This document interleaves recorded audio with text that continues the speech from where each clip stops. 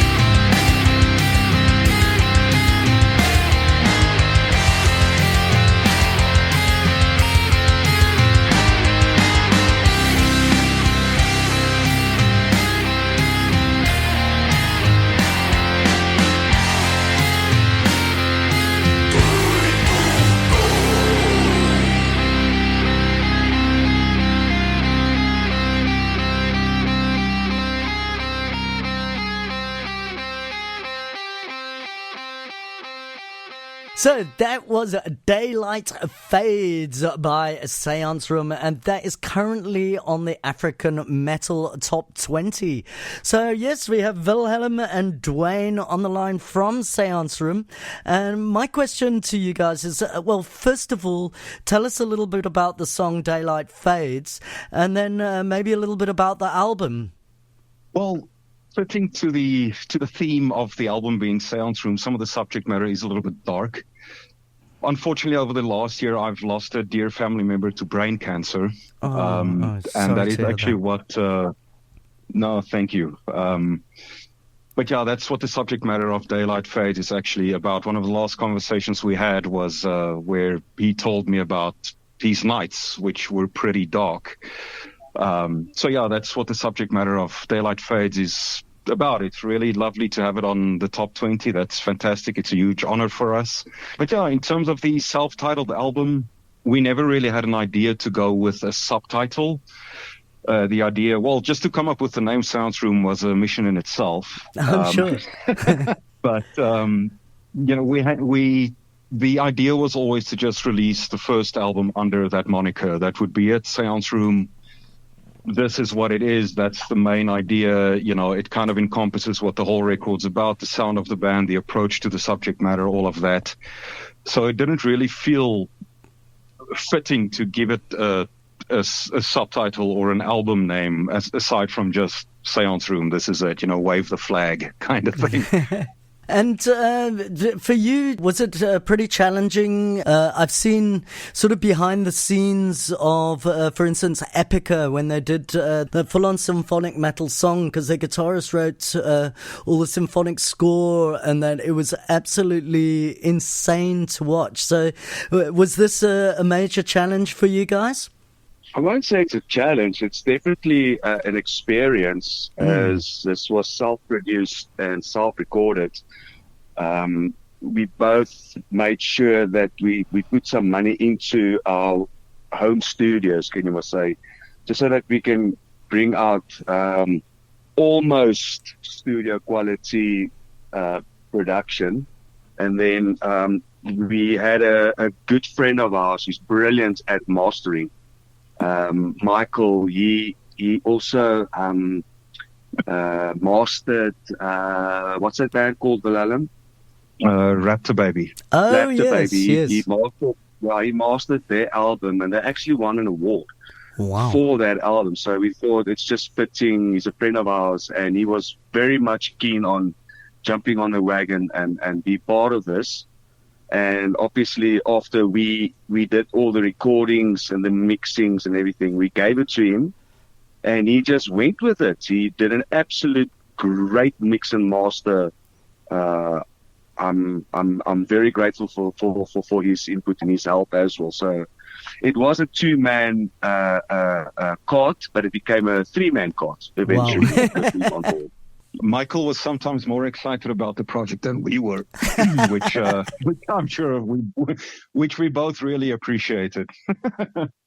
This basically just started with Alan one day deciding, you know what, let's just record a couple of songs. You record a couple of songs, I record a couple of songs, and we put it onto an album and see what it does. And we started this off as, I won't say a joke, but just something as fun for us to do while we're not physically playing in active bands anymore.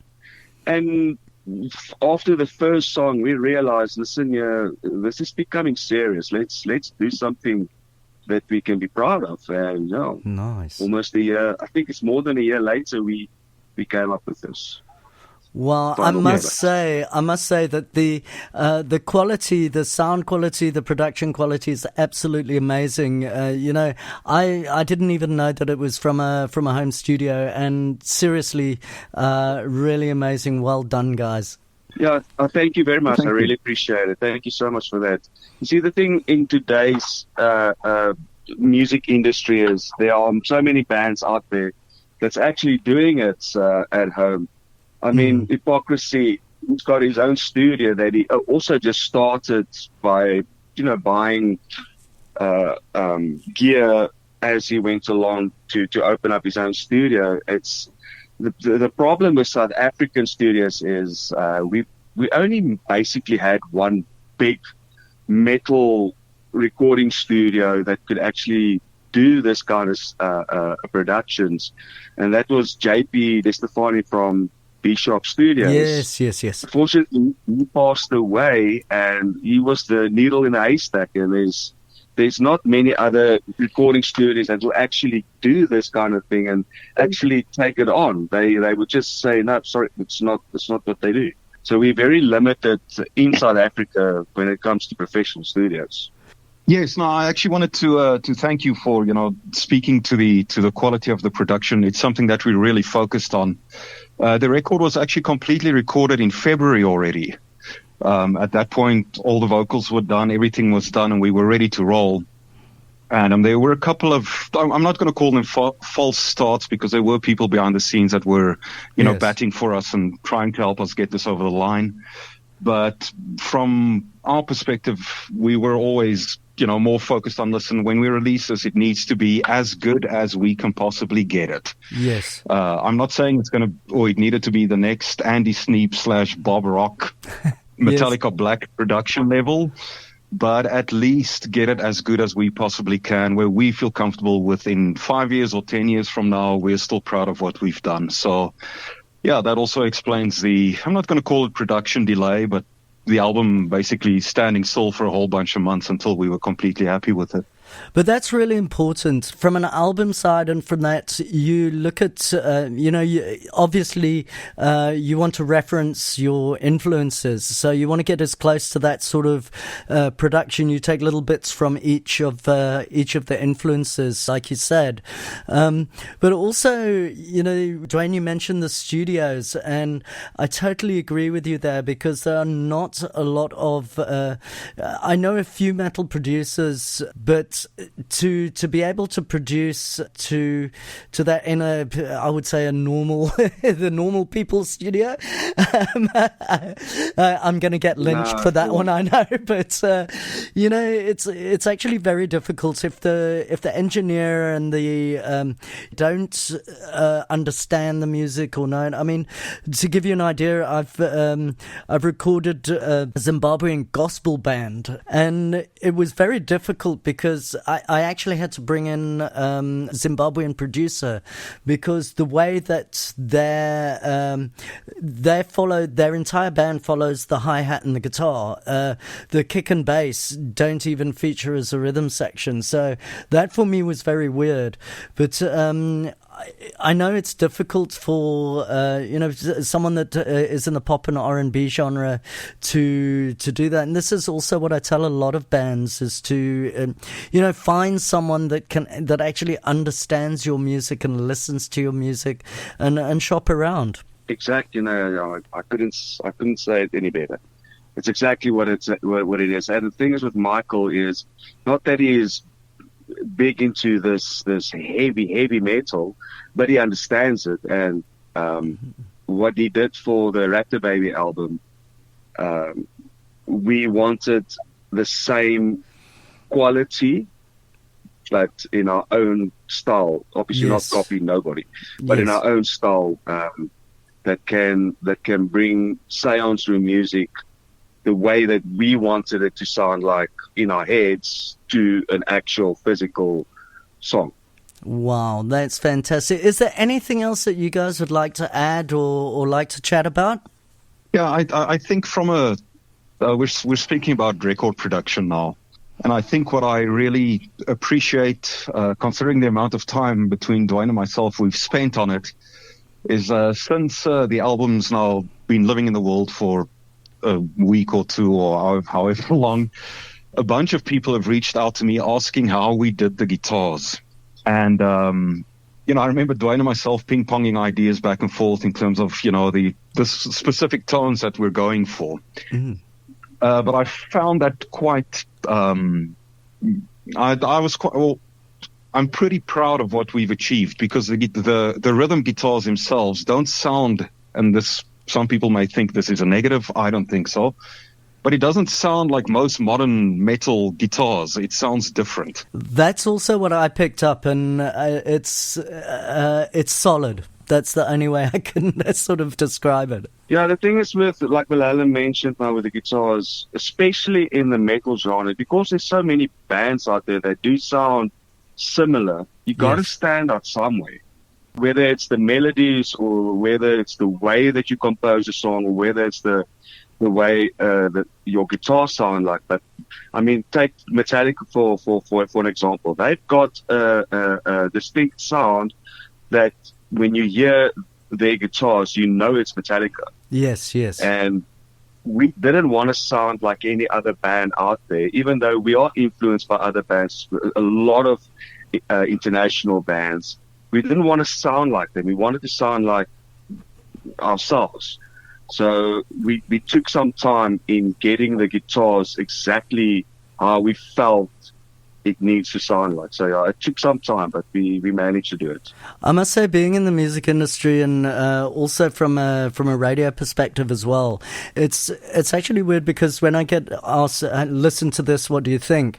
And I can say, okay, well, it sounds a little bit like this, it sounds a little bit like that. But when you've got someone that gives you something that you can hear maybe a little bit of influence, but it's its own. That is absolutely amazing. And I mean, pretty much you set your own trends.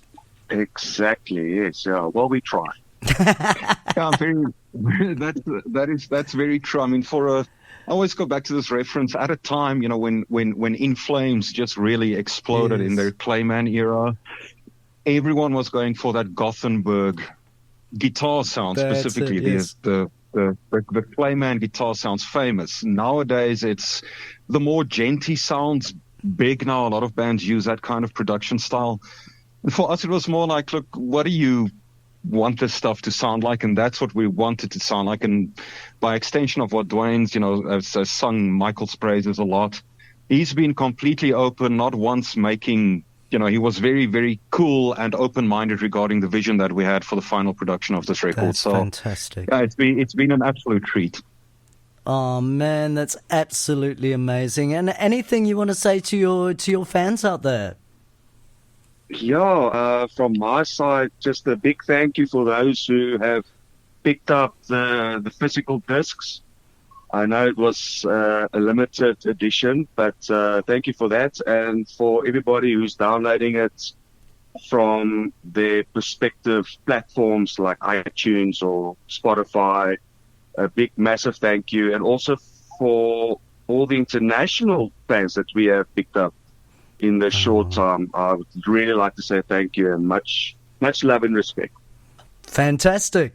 Thank you so much, guys. I really, really, really appreciate the chat and looking forward to seeing, I reckon a lot of your songs are going to be on the African Metal Top 20. Let's see how many we can get there. That'll be awesome. That would be great. Thanks a lot. Cheers, guys. Thanks so much.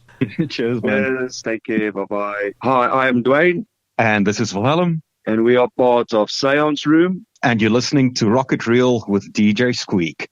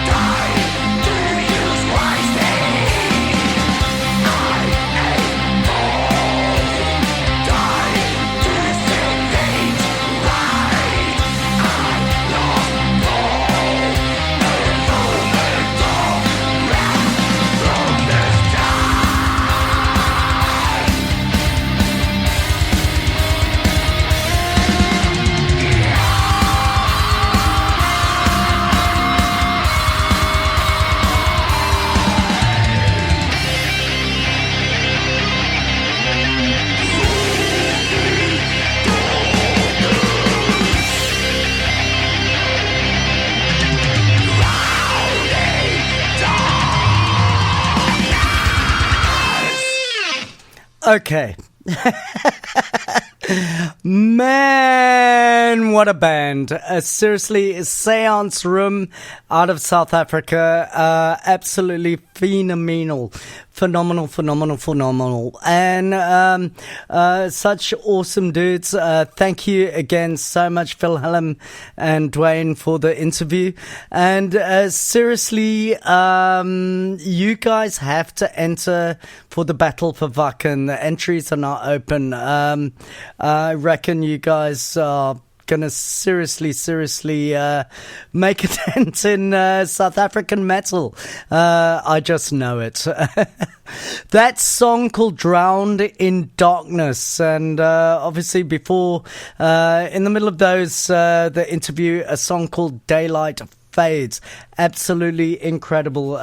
Seriously goosebump stuff, guys. Really awesome.